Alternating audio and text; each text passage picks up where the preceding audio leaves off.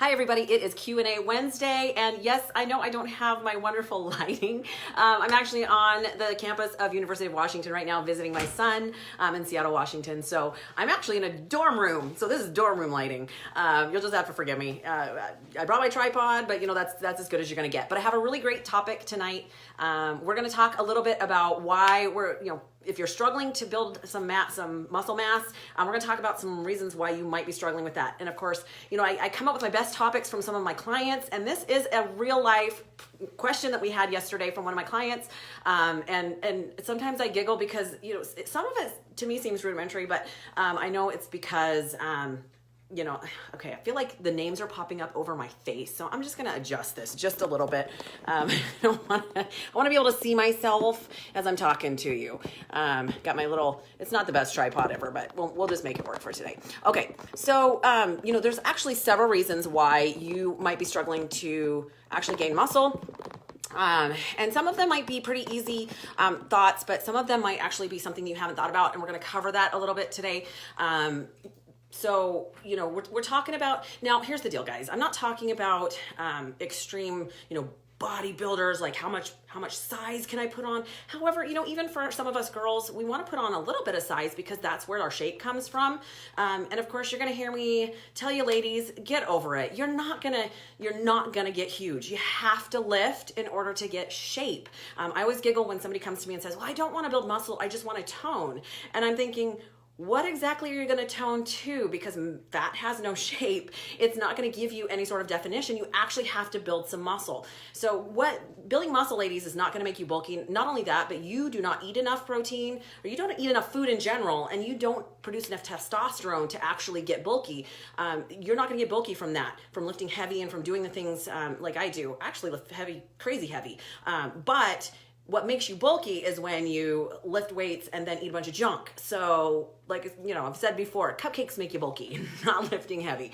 So let's talk about some reasons why you might not be putting on the muscle that you're trying to. Now this is for anybody. Again, yes, it's a little bit easier to do when we're younger because of course our body responds faster, our cells produce faster, we heal faster for multiple reasons. But as we get a little bit older, some things that we've chosen to do in the past might take their toll.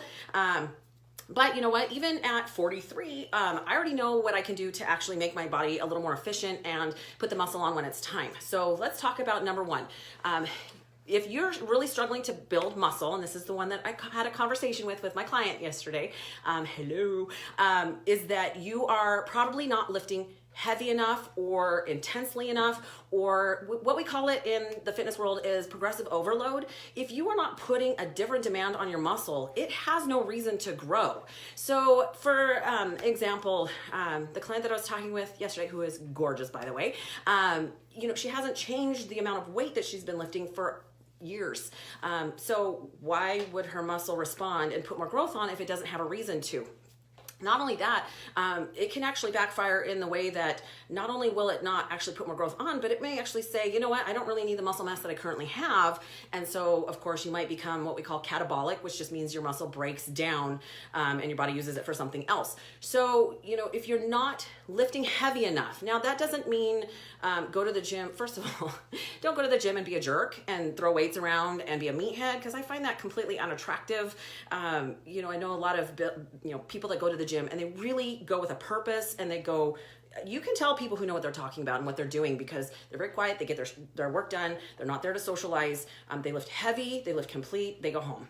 That's really important because what we're going for is something we call hypertrophy, which means muscle growth. And if you don't lift heavy enough, ladies, 5-pound dumbbells are not going to build your muscle. So stop playing around with the 5-pound dumbbells and actually utilize some weights that are going to do something. That might be great for day one, but at year 3, there's no benefit to 5-pound weights. So also, not all types of lifting grow muscle. There's a big difference in lifting for size versus lifting for shape versus lifting for power. They're completely different lifts. So, depending on what your goals are, you're going to lift differently. Your rep range is going to be different. Your focus is going to be a little bit different. So you have to be prepared to do what you got to do for that purpose, for what that goal is. The other thing is, there are things that aren't going to build you muscle mass. ladies and gentlemen, P90X is not for building muscle. It's just not. They even admit it, that it is not. It's for overall fitness and health. It is not going to build you muscle mass. Not only that, it's more for muscle endurance than anything. I count it as cardio. I mean, to be completely honest, it's cardio. It's not giving you that progressive overload that we just talked about in order for your body to respond and actually build muscle. Because here's how this works, guys. When you lift, hi Clarissa, how are you, honey? Haven't seen you in a while, but when you lift, you actually break down the muscle, right? You create micro tears in your fiber. Now, that's not a regular tear. You haven't torn anything, but you create micro tears in the fiber, which your body then responds to building a new layer of muscle over top of it to build muscle and repair it. So again, if you're not doing what it takes to break that down, your body's not going to actually build anything there. So again, ladies, get over it. You're going to have to lift heavy. You may not be cute when you lift heavy, so, stop wearing full-on makeup to the gym. Do what you need to do when you get there, okay? Okay, so we talked a little bit about, you have to lift heavy. So number 2, you have to eat to build. I think it's really interesting. Thanks, Melissa. I think it's really interesting when I start working with someone, most people aren't even eating enough food, even enough calories, let alone enough protein or enough of the macros. So there's also a difference, of course, if you've listened to me at all, you know that I'm a big proponent of quality food. There's a big difference. We're eating for nutrients. We're eating for nutrition, not just calories. There's a big difference between pizza and chicken and rice. Not that we don't ever get to eat pizza, but Lynette says she's cute when she lifts heavy. Yes, she is. But if you have a nutrient deficiency, your body is not going to give you those extra. It's kind of like trying to build a building, and you might have the blueprints and you might have all the people standing around to do it, but if you don't have the raw materials to build it, what's it gonna build it from? You're not giving your body the ingredients that it needs in order to actually create and build muscle. So it's got to be somewhat of a surplus. Now, that's kind of an interesting question, because I've actually had people ask me if you can build muscle and lean out at the same time. Yes, you can. And anybody who tells you that you can't has not done the extra research on nutrient timing. So it's a little more difficult. It takes a lot more time. It takes a lot longer time because you're not necessarily giving your body the surplus of calories on a daily basis in order to build muscle quickly. But if you can time your nutrients correctly, and it has to do with carbs and protein, and if you're interested in more of that information, we can talk about that later, but you can do it. You just have to make sure that the majority of your carbs are built around your workout. So that part's really important. But in order to build what you have to eat enough protein, right? Because that's what your body builds the muscle from, is those amino acids that come from the protein. So, and same thing with carbs. If you don't eat any carbs, is it possible to build muscle without carbs? Yeah, but it's gonna take a whole different angle with that. So, when I grow, what I do is I actually eat more carbs than normal. Now, I'm not eating a bunch of junk because I don't really want to put on a bunch of fat at the same time. I actually want to give my body what it needs to do, what it has to do, and that's about it. I create a small surplus. I eat enough carbs so that my body doesn't steal from the proteins, turn it to glucose, and create energy. So again, if you're not quite sure how to do that, my tip at the end really is going to be to consult a professional. We'll talk more about that. But there really is a right way to do this and a not so great way to do that. You'll hear a lot of people are like, yeah, I eat pizza and I drink beer. Okay, I don't care who you are not gonna build muscle from beer. So get over that right now. But if you're eating whole, clean food and creating a surplus of calories, which again, when you're eating whole, clean food is hard to do because it's a lot of food, then you'll be able to do what you need to. Same thing with, food heals and food grows. So you really have to focus on what it's gonna take, what the right macronutrients are in order to do that. Okay, number 3. Rest and recovery. Okay, so when you lift, you break the muscle down. You don't grow it at that moment.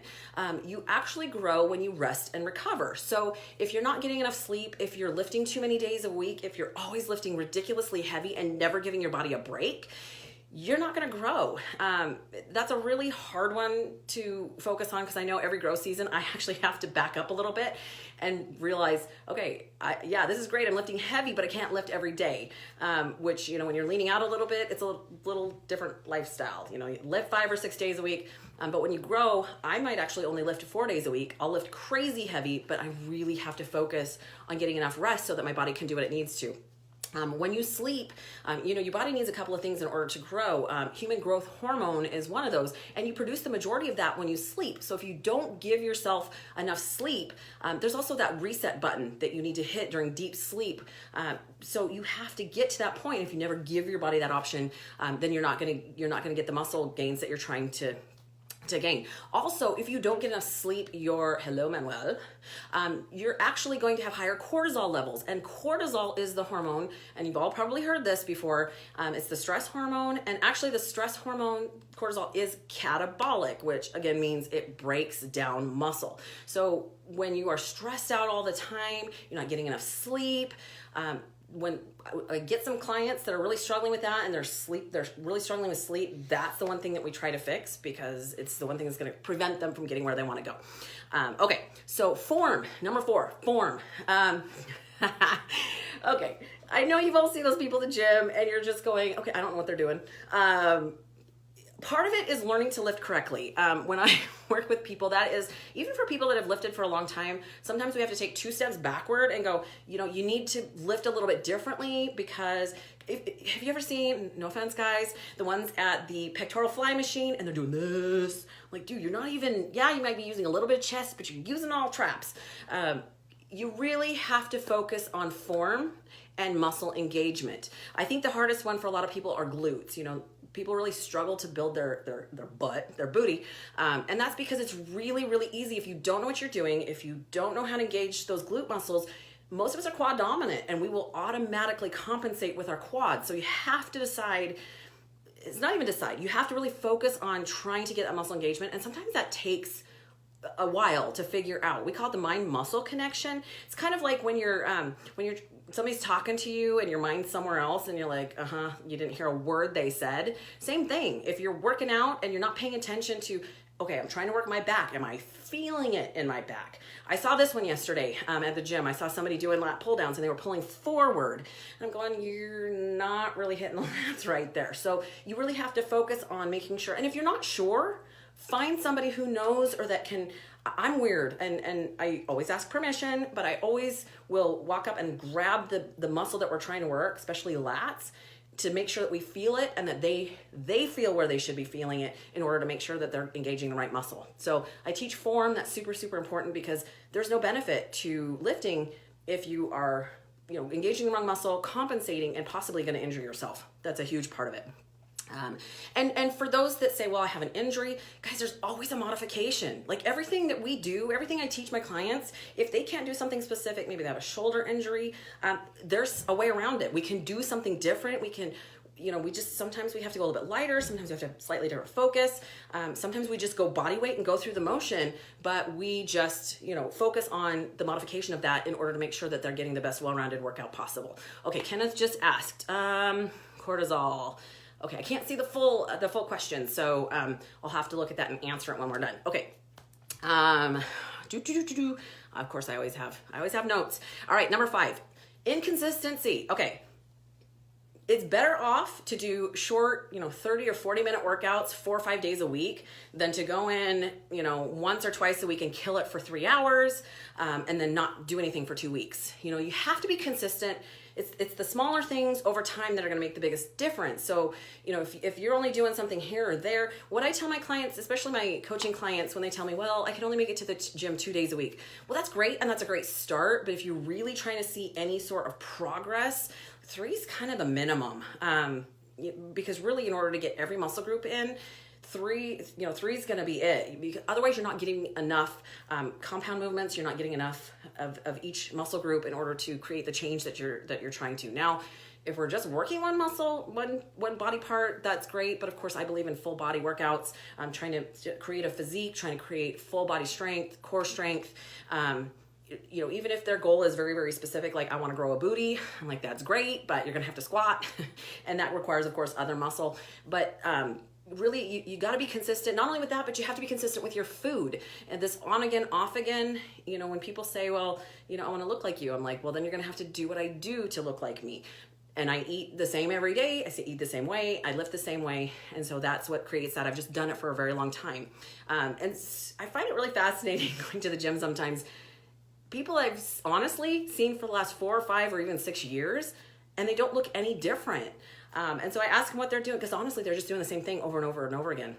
That's a big part of it is at some point you're gonna have to make some changes and really do be consistent about it. So one of my favorite questions when people say, well, what about this or what about that? Or, what about this great program that I looked at? It's only, I only have to do 1 day. How's that working for you? That's my big question all the time. People come to me for a reason. And so when they want to like throw something else at me and I'm going, well, they might say that works great, but if you're trying it, it's not doing anything for you. You're going to have to make some changes in that.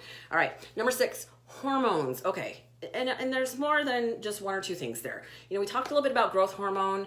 And of course, like I said, as we get older, we don't produce as much of that. You can actually help that by eating better, and actually exercising will help that as well. But also things like testosterone. Now, I'm not saying run out and do a bunch of steroids. What I'm saying is that women at about age 35, we start to have a huge reduction in our naturally produced testosterone. But nobody tells you that you probably should have that checked and you can have it fixed.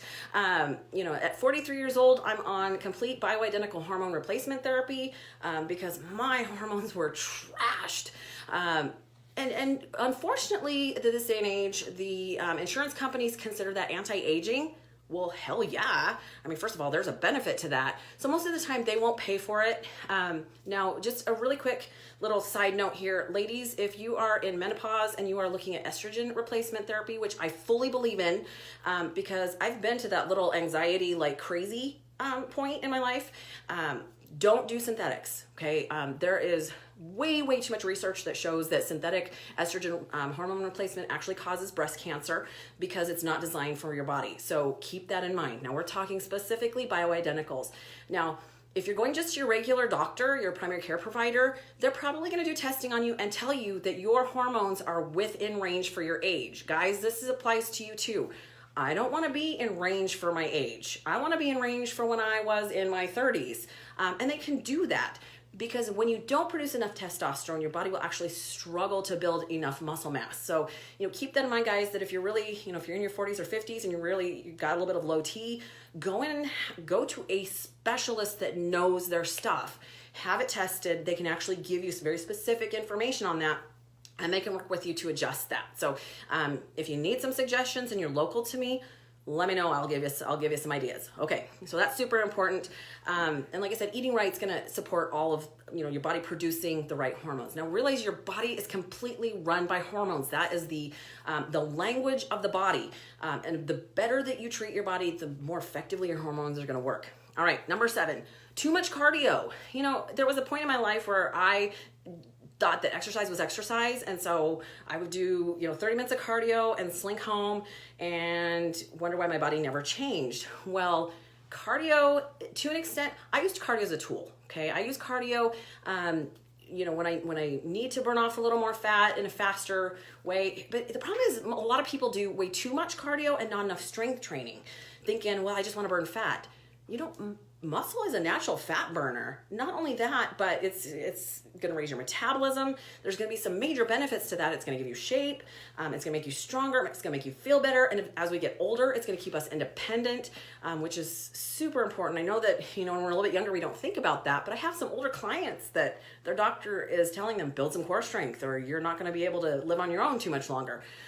So if you're the other thing too, if you're trying to produce growth of your muscle and you need that surplus of calories and you're consistently doing too much cardio, you're negating that surplus of calories or that surplus of nutrients in order for your body to build. So it's kind of like a wash, right? You might be eating, the right nutrients, but your body's burning it all off for energy. So again, too much cardio, there's a place for cardio, don't get me wrong, but there's got to be some balance there, and you got to know what your formula is for you. And there is no one right formula because everybody's different and everybody's goal is different. All right. Number 8, relying solely on supplements.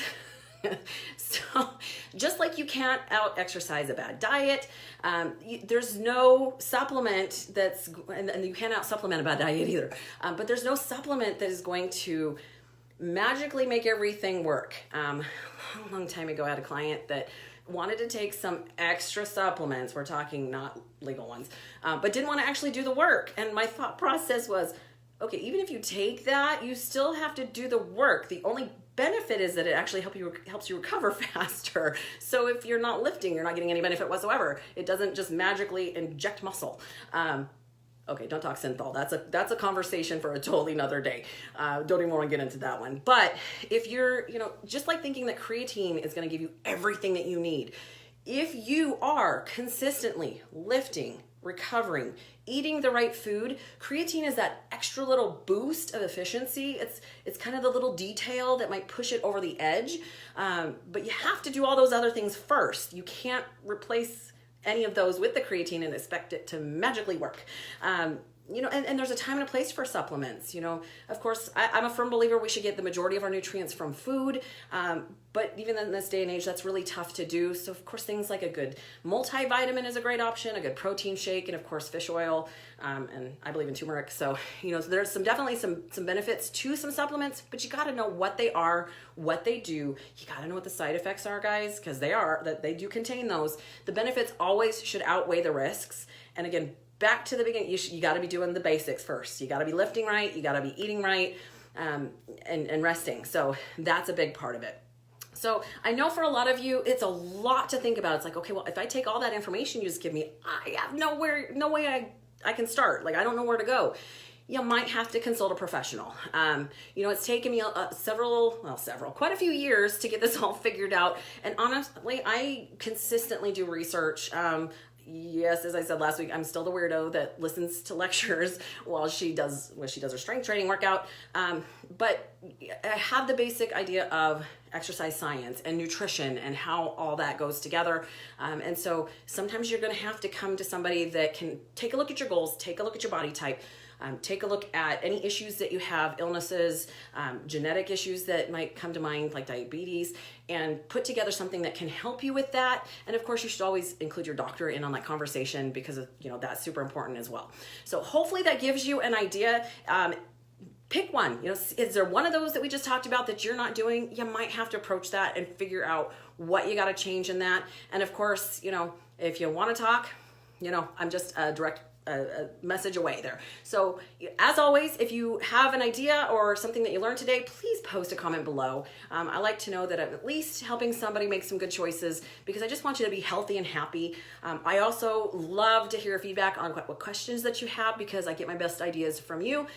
You can leave a comment below or you can direct message me on Facebook Messenger. So have an incredible night, guys. And until next week. Oh, by the way, again, last week, no meals with Melissa this week. We have one more competition in Shelton, Washington this weekend. It's going to be awesome. Pretty excited. We've had a great season. I'm really, really proud of my people. But of course, we're going to be starting in our prejudging at 10 a.m. on Saturday. So I will post pics when we're done. But then, of course, the following week, we will be back to Meals with Melissa. We're going to talk about low-carb pumpkin bread. I love it. All right. Have a great evening, guys. And until this week, all right, stay healthy.